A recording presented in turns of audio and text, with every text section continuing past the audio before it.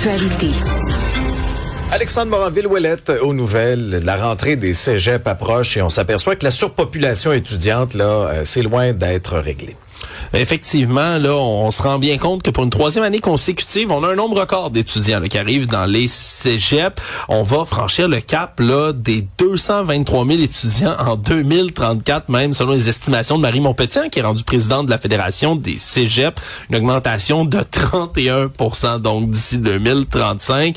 Cette année, là, c'est déjà un 7 000 supplémentaires qu'on va rentrer dans le système. Puis imaginez, là, on a en ce moment des déficits en termes des actifs. Là, on réinvestit très peu dans les cégeps, ce qui fait en sorte qu'on manque de salles de cours et que là, on doit se pencher sur du modulaire, comme on le fait au primaire, comme on le fait au secondaire, mais c'est pas des solutions qui sont permanentes, là, loin de là. Ce qu'on dit, puis ça c'est intéressant, on parle toujours de déclin de la population au Québec, il y aurait comme un mini baby boom là, à la fin des années 2000, puis c'est ces jeunes-là, en ce moment, qui rentrent en masse dans les cégeps, mais évidemment, on demande plus d'aide, plus de financement, plus de réfection des bâtiments, parce que le réseau, il craque déjà, puis il va craquer encore plus là, d'ici 9 ans. Le Québec se dirige vers un des pires bilans de noyade des 10 dernières années. À ce rythme-là, en tout cas. Ouais, c'est assez spécial. Là, on est déjà à 55 personnes là, décédées dans les plans d'eau de la province là, depuis le début de l'année.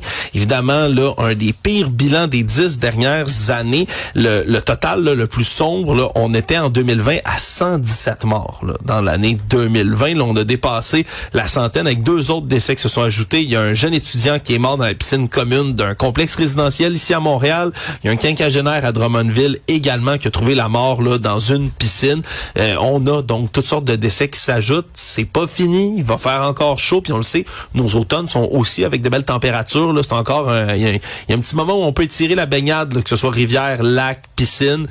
On pourrait en avoir d'autres. Puis ça pourrait atteindre là, donc un des pires bilans des dernières années. Et qu'est-ce qui se passe Corée du Nord un matin? Kim Jong-un appuie sur toutes sortes de pitons? Ouais, faut croire qu'il voulait peut-être célébrer le fait que Donald Trump veut le rencontrer, puis il a lancé une petite pétarade de feu d'artifice, si seulement ça en était, parce que là, on parle là, d'avoir lancé une dizaine de missiles balistiques dans les dernières minutes à courte portée dans la mer à l'est de la Corée du Nord, parce qu'on sait là, que les exercices conjoints militaires entre les Américains et la Corée du Sud, même si M. Trump a ordonné qu'ils soient réduits, qu'ils soient raccourcis, mais ils ont lieu quand même là, en ce moment.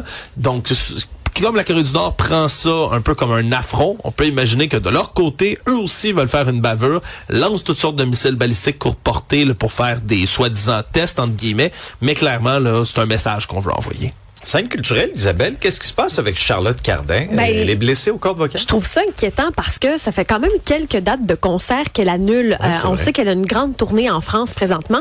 Dans les dernières minutes, là, elle vient tout juste de partager une publication éphémère, une story sur Instagram, où elle annule sa présence pour les 4 prochains festivals en France. Puis ce qu'elle mentionne, c'est qu'elle a une blessure aux cordes vocales qui la force à annuler les concerts.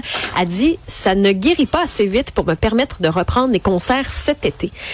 Donc, elle est désolée. Sur la recommandation de mes médecins, je dois continuer mon repos vocal et laisser à mes cordes vocales le temps de guérir avant de pouvoir remonter sur scène.